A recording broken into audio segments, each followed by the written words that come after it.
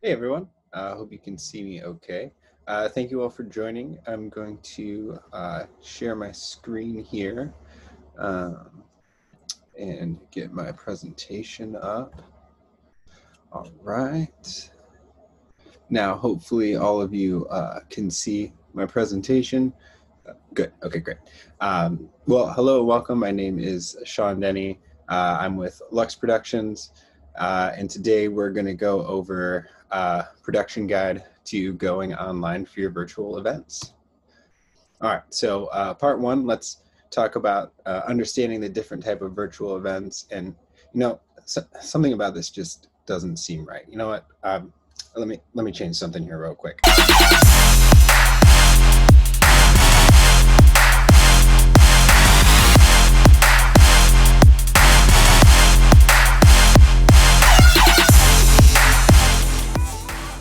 Hi everyone, I'm Sean Denny. I'm the production designer and director of events at Luxe Productions, and today we'll be talking about your production guide to going online.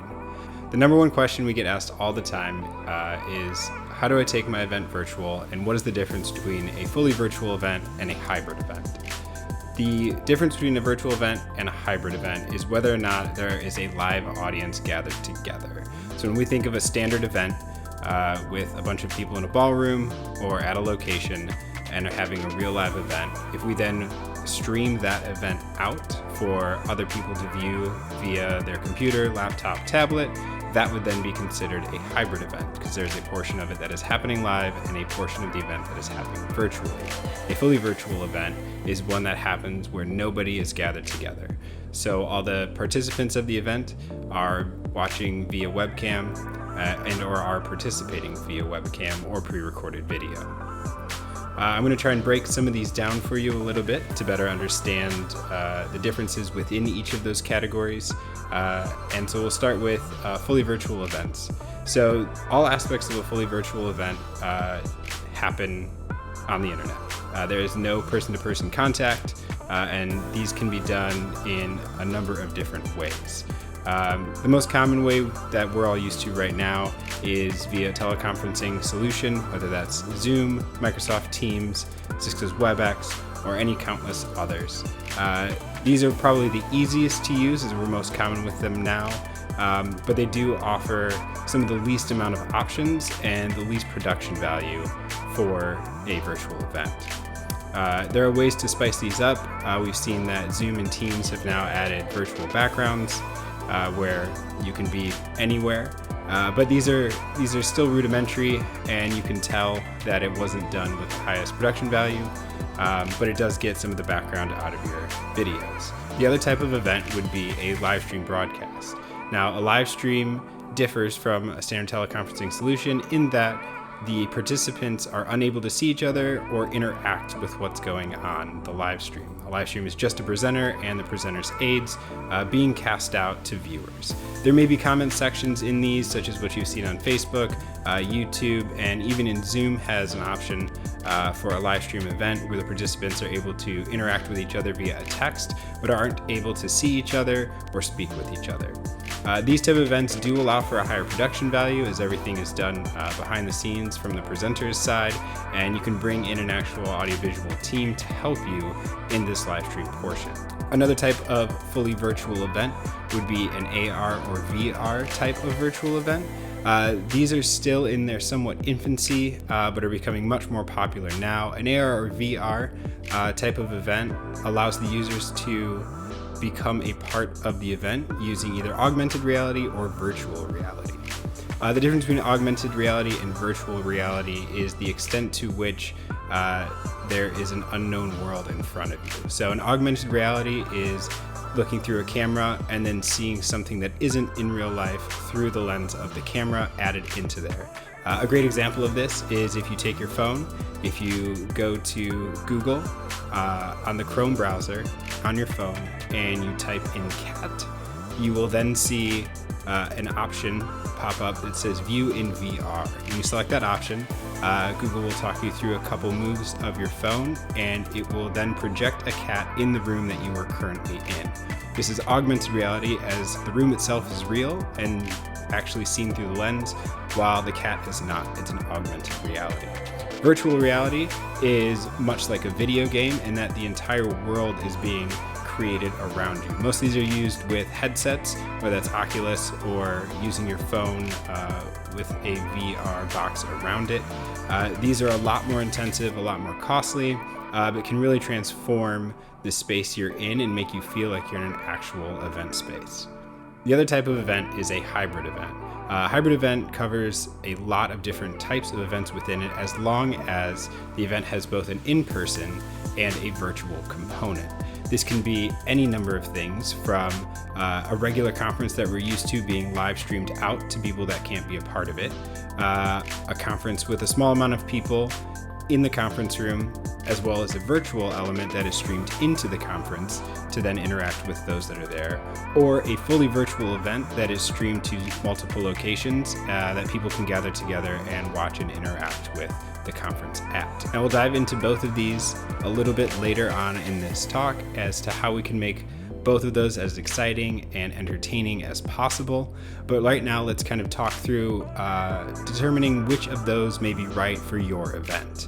The first thing we have to think about are what are the current regulations as to group gathering sizes. Obviously, this is going to greatly determine how many people can be together for a live event, or if you have to break them into multiple groups, or if a partial live event isn't possible at all.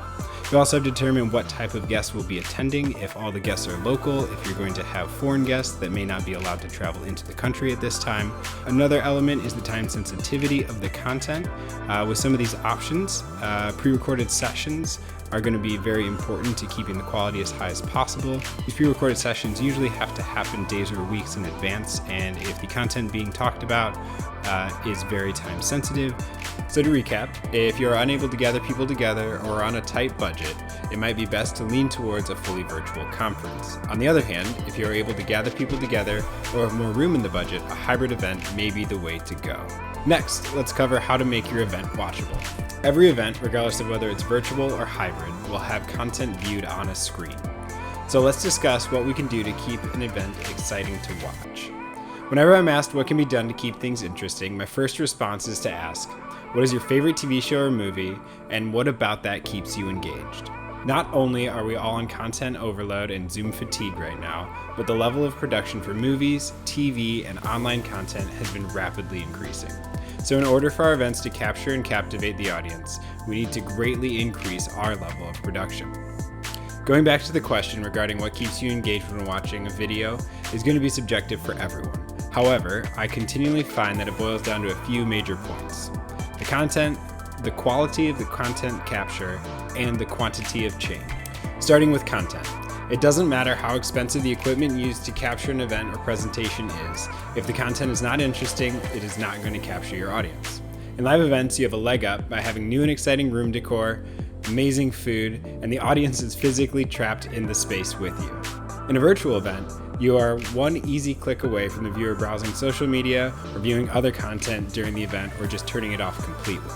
It takes well thought out content and engaging content to keep their focus. Next is the quality of content capture. Assuming you have engaging content, the way in which that content is captured will go a long way in keeping your guests engaged. The Zoom fatigue mentioned before stems from a few key problems. The image capture is generally of low quality, the entire event is captured from a single angle with no movement, and there's generally no visual change or stimulation occurring during the event. There are a few key ways to up the quality of this content capture. The first is with better equipment. A better camera, microphone, and lighting will go a long way to making content more watchable. The second is the use of multiple angles and or movement. Viewing a presenter or live event from the exact same shot is incredibly boring and becomes difficult to watch after a short period of time, even with engaging content. The third would be the addition of engaging visuals and or auxiliary content or B-roll. This keeps the screen changing and is especially helpful when you are limited in your equipment or angles, like me. Lastly is the quantity of change. This is in addition to the quality of content capture and focuses specifically around how often changes are happening on the screen. This can be the change between camera angles, the slow movement of a camera angle, the addition of content on the screen, the flip to B-roll footage, or any other element that changes while viewers are watching. As a reference point, the average time between camera changes in a rom-com or documentary movie is around 12 seconds. and shortens to an average of 4 seconds for action movies. Iron Man itself comes in at about 2.5 seconds for every single shot that's taken. That's 900 camera changes every hour.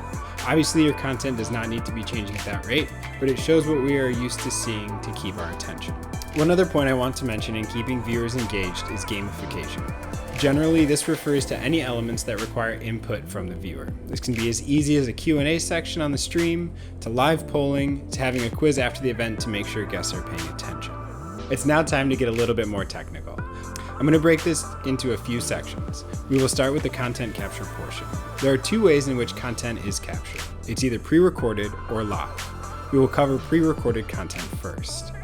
Pre-recorded content is content that is filmed before the event happens. The reason for this is that you have substantially more control over the content and environment you are shooting in. You can shoot from any location, you can tweak the angles to be perfect for the shot, and the presenter can redo their presentation as many times as they need to get it perfect. This also allows for the addition of graphics, adjustments, and changes to the content after the shoot. Additionally, it can be difficult to schedule many presenters on the same day, and pre-recorded content can be shot anytime in advance.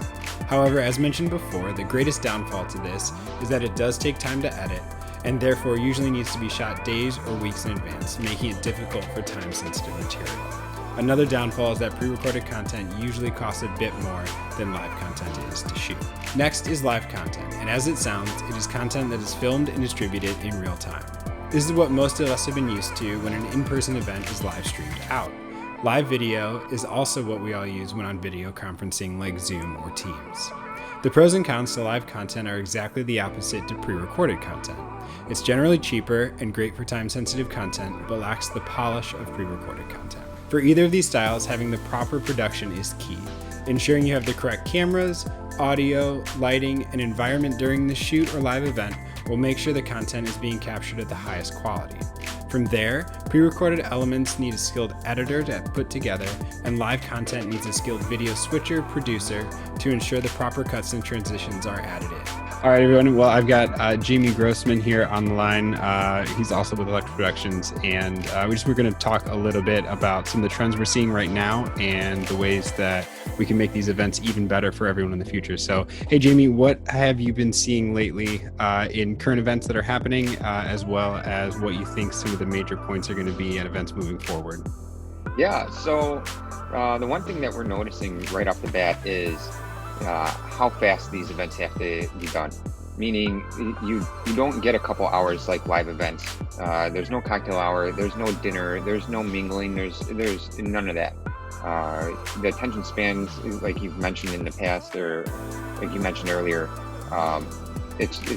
they're very, very short right now. So trying to keep all of the content jam-packed, like 45 minutes, I would say is pretty much the peak. And that goes not just for the entire event, but when you have presentations, if you have full day of presentations, they can't be an hour long each. People just will not sit there for an hour long. We've seen plenty of presentations where 15-minute max, and they got all their information that they needed to get out. It was jam-packed, and they got all the important points across. Those are the ones that when you keep switching up from presentation to presentation in short increments like that is when we're starting to see the attention span of people that actually stay there. In some of these other events that we've been seeing, we're watching analytics, and as an hour and a half presentation goes on, we can see the viewer count drop. And that's not what the client wants. That's not why they're spending the money for this. We understand that sometimes you can't get all the information into a shorter time frame, but thinking of virtual events, you can't look at it or think about it like events in the past. They're not the same. You have to think of a television show and it being scripted, and it is just one thing after another. And if that doesn't keep your attention, that part has to be scratched, because if it doesn't keep your attention, it's not keeping anyone else's attention. That's fantastic. Yeah, I think I've been noticing the same thing. The conciseness and quickness of an event makes a huge difference. So what are some issues that you've seen either happening or have the potential to happen in these live events and doing events online? And what are some things we can do to either protect against those faults from happening, or what are some backup procedures we can have in place to make things run as smoothly as possible? Yeah, absolutely.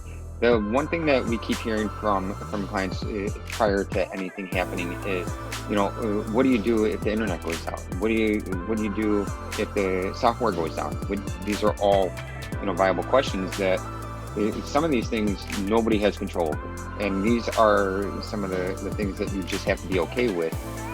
If a server goes down, if the power goes out, no production company, there's no company, not even Comcast, who provides all of this stuff. They can't do anything about it. So these are things that they just happen. You hope that it doesn't happen on your time, but to be prepared, we want to. One of the things, like you already mentioned, is obviously getting everything pre-recorded. Even for the live segments, if you can get those live segments pre-recorded, just so you have something there. If your live host or what your live presenter, if their internet feed goes out, if you're bringing their internet feed in and then we're broadcasting that out, if their feed goes out, we want to make sure that we have at least something to put back up and not a holding slide that says sorry for the technical difficulties, or there just be nothing there. We want to at least have something as backup. And the other thing that we've constantly talked about over and over with all our clients is redundancy. You can't have enough, meaning having all those live segments backed up, having everything already pre-recorded regardless of live or not, as I mentioned. And then for our end, it's just having multiple platforms that we could be streaming to in case one platform goes down. We could at least start pushing everybody to the other platform.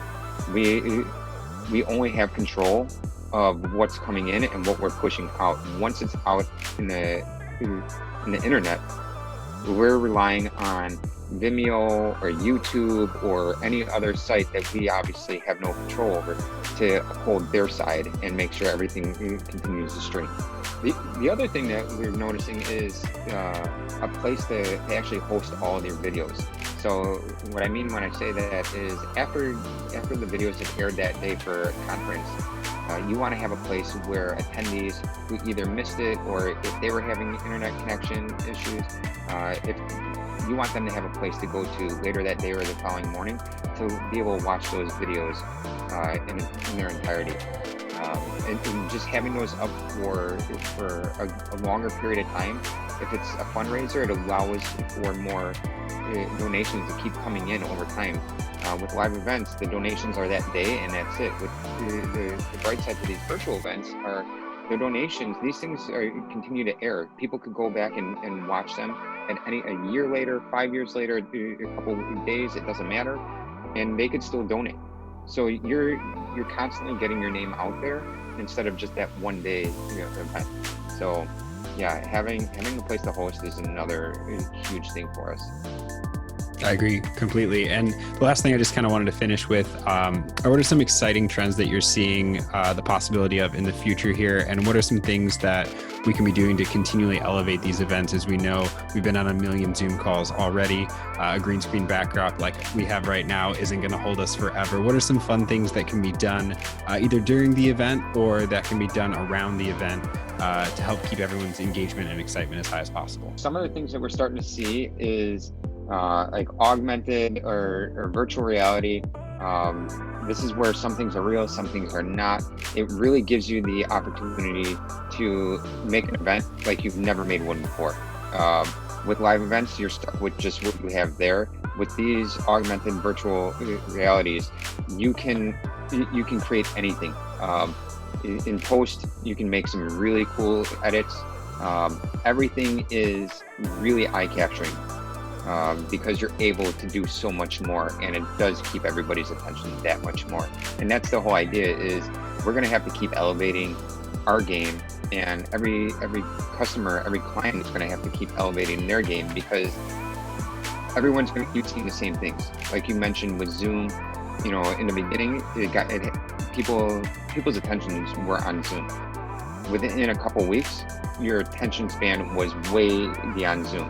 Now that we're starting to get into these virtual events, all these cool things that are happening now, they're cool now, but in 6 months, all your attendees are going to see this 1,000 times. So you need to keep upping your game and making sure that, the money that you're spending on these events, it's beneficial, because the idea is you need that ROI. And if you don't get that, then there's no point in even doing this, because you're not gonna get anything for your money. A lot of these events, they're for good causes, and we want to do our part in helping them. With that being said, we're going to keep trying to push the limits on what we can do, on what's possible, because we want our clients, attendees, we want everything to be so successful for them. Another thing that we're starting to see is interaction and gamification. This means having as much interaction with your attendees, whether it's bringing faces in on live feeds in certain areas. One of the coolest things that I've seen so far with this idea was the MTV Music Awards. They actually had the skyline as a backdrop, and in the windows were a lot of the participants. So you didn't notice it right away, but as you started looking, you realized that there's actually people in all the windows, and all those people were actually brought in through live feeds to just up their game. Having polling questions, any type of questions or interaction, things like that. Anything to just actually keep your guests, your attendees, attention. There's nothing that is going too far, because you're gonna have to keep going further and further and further with all these. Yeah. Awesome. Well, thanks so much for your time. I hope you guys have learned a little bit about getting your events online. As always, Jamie and I are here to chat at any time if you guys have questions about things that can be done and what the future looks like. Again, thank you so much for being here, and I hope you enjoy the rest of the conference. Thanks so much.